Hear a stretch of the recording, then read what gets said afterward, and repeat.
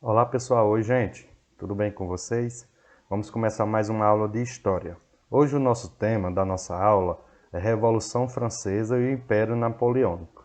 Então a gente vai estudar como é que se deu o início a essa revolução e como foi a chegada de Napoleão Bonaparte ao poder lá na França. Então muitos alunos perguntam, professor, por que a gente estudar um tema lá da França, da Revolução Francesa? O que é que vai ajudar, o que é que a gente tende a aprender com esse conteúdo?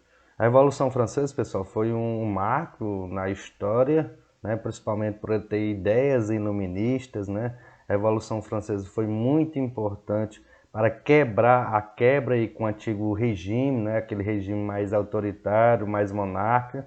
Então a Revolução Francesa foi de suma importância, né, para várias outras revoluções no mundo. Pessoal, agora a gente vai ver como é que a França estava no antigo regime, antes da Revolução. A sociedade da França era hierarquizada, ou seja, dividida em ordens, em estados. Lá tinha 3 estados, para vocês compreenderem. O primeiro estado, que era o que tinha mais autonomia, tinha privilégios, no caso era o clero, a igreja. Segundo estado, a nobreza também estava aí reservado vários privilégios, tanto para o primeiro e para o segundo estado. E o terceiro estado estava quem? Os camponeses, operários, profissionais liberais e os burgueses. Aqui estava a maioria da população francesa na época. Quem tinha os privilégios, né, e todas as honras era o primeiro e segundo estado. O terceiro estado não tinha esses privilégios, não tinha essa ascensão social, né? Apesar dessa atividade intelectual e econômica da burguesia na época, não teve essa ascensão social do terceiro para o segundo estado, para o primeiro, né? O que é que levou essas razões, quais foram as razões que ocorreram lá na França para a explosão, né, da crise e depois da Revolução? Vamos ver 3 fatores importantes no campo da economia, no campo da sociedade e no campo da política. As questões econômicas, o que é que ocorria na França na época? Tinha vários problemas financeiros do Estado, porque o Estado, pessoal, ele gastava mais do que arrecadava na época, né? O primeiro e o segundo Estado gastavam muito, né? E a arrecadação era só do terceiro Estado, né? Nem o primeiro e nem o segundo pagavam impostos. Então, essa queda de arrecadação fazia o quê? Que tivesse vários problemas financeiros. Tipo, o Estado gastava muito, mas arrecadava menos. Também houve o quê? A queda na produção da manufatura, né? Teve redução da produção agrícola, também prejudicou a economia na época. As questões sociais, aspirações sociais e políticas da burguesia, porque a burguesia era do terceiro Estado, né? Ela criticava os privilégios do primeiro e do segundo estado, do clero e da nobreza. Na área política, os conflitos entre o rei e o parlamento, né, principal pela tentativa da reforma fiscal promovida pelo Luís XVI, no caso, que procurava submeter o primeiro e o segundo estado ao pagamento de impostos. Este, no entanto, recusaram as mudanças, né? Para sanar essas crises fiscais, o rei convocou os estados gerais como forma de consultar seus súditos sobre soluções para os problemas econômicos da França na época. Como é que era feita essa Assembleia, pessoal, dos Estados Gerais, que não se reunia havia mais de um século na época? Era composta de deputados e representantes de cada um dos estados. Cada estado, um voto, né? O terceiro estado, com o maior número de deputados, pedia o voto por cabeça. Vamos dizer, cada estado tinha direito ao voto. Primeiro estado, segundo estado, terceiro estado. Só que o terceiro estado era o que compõe a maioria da população francesa e tinha o mesmo direito só de um voto, o mesmo que o primeiro e o segundo estado. Então, a reivindicação do terceiro estado era que cada pessoa, né, o maior número de pessoas, ele pedia o voto por cabeça. Por aí ele ia ter maioria absoluta.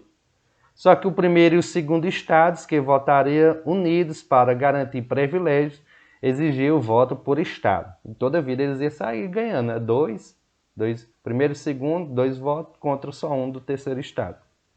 Com o impasse, os deputados do terceiro estado declararam-se à Assembleia Nacional e juraram não se dispensar até aprovar uma Constituição para a França. Só vamos sair daqui só quando tiver resolvido esses problemas. Pressionado, o rei concordou que os demais deputados se reunissem a eles, formando-se assim uma Assembleia Nacional Constituinte. No entanto, o monarca preparou um golpe, organizando uma força repressiva, né? Depois de tudo isso daí, nós vamos ter um marco central, né? O marco central da França, para início dessa revolução, o início é a queda da Bastilha, né? Assim que há essa queda da Bastilha, é o marco inicial da Revolução Francesa. Em 14 de julho de 1789, a população invadiu a fortaleza da Bastilha para buscar armas. A tomada da Bastilha marcou o início do movimento revolucionário. O período entre o fim de julho e o início de agosto de 1789 ficou conhecido como o Grande Medo, com invasão de propriedades da aristocracia e o receio dos camponeses de ataque por parte dos nobres. A Assembleia, controlada pelo terceiro estado, aprovou. A partir da queda da Bastilha, a partir dessa nova Assembleia, o terceiro estado aprovou agora a abolição dos direitos feudais, né? Declaração dos direitos do homem e do cidadão, todos são livres e iguais em direito, confisco de terras da igreja, algumas questões que o terceiro estado aprovou nessa Assembleia. Como foi a participação da mulher nessa revolução? Muitas mulheres pertencentes ao terceiro estado participaram de todo o processo revolucionário. Elas atuaram em ações como organização de salões para debate de ideias, fundação de clubes políticos, participação de sessões na Assembleia e o alistamento no Exército. Em outubro de 1789, ocorreu a marcha sobre Versalhes, né?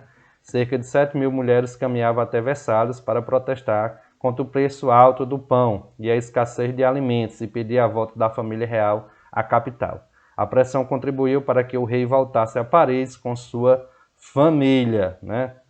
A Declaração dos Direitos da Mulher e da Cidadã foi publicado em 1791. Então aqui ele dá uma breve explicação sobre a participação da mulher na Revolução Francesa. Com tudo isso, com a volta do rei, a gente ia ter agora o quê? Uma monarquia constitucional. O rei, ele não ia ter o poder totalmente concentrado dele, mas ele ia governar de acordo com a Constituição. Com a ajuda dos nobres, imigrantes e de outros monarcas, o rei Luís XVI organizou um plano para que tropas fora da França invadissem o país e recuperassem a antiga ordem, né? Com parte do plano, a família real tentou fugir do país em 791, mas foi detida e levada de volta a Paris. O rei foi obrigado a jurar a Constituição aprovada pela Assembleia Constituinte, iniciando a fase da monarquia constitucional. Entre as medidas tomadas estavam instituição de 3 poderes, né? Aqui entre 3 poderes: executivo, o rei; legislativo, o deputado eleito; judiciário, juízes eleitos; estabelecimento de novos tributos e o voto censitário masculino. Como foi o fim dessa monarquia? Quais foram os fatores? O avanço da Revolução, né? Mudanças propostas pela Constituição de 791, que não agradava as camadas mais populares, mas a crise econômica, um processo, a inflação altíssima, mais conflitos contra potências estrangeiras, e com o apoio de Luís XVI queria restaurar o absolutismo na França, né? Houve a queda da monarquia em setembro de 792, e isso houve a instalação do governo republicano, com a Convenção Nacional, né? Gerida aí pela alta burguesia e pela pequena burguesia, os girondinos e os jacobinos. Houve essa Convenção Nacional, a Convenção proclamou a República na França e instituiu um novo calendário. O rei Luís XVI foi condenado por traição e executado. Inicialmente, os girondinos controlavam o poder com forte oposição dos jacobinos, né, que buscavam o atendimento aos interesses das camadas populares. Houve as novas coalizões estrangeiras contra a França, a persistência da crise econômica, mas isso o povo se mobilizou e pressionou para expulsar os líderes girondinos da convenção. Pronto, pessoal, nossa aula vai acabar aqui. Na próxima aula a gente continua com esse conteúdo. Vamos falar do Império Napoleônico, tá bom? Tenham todos um bom dia.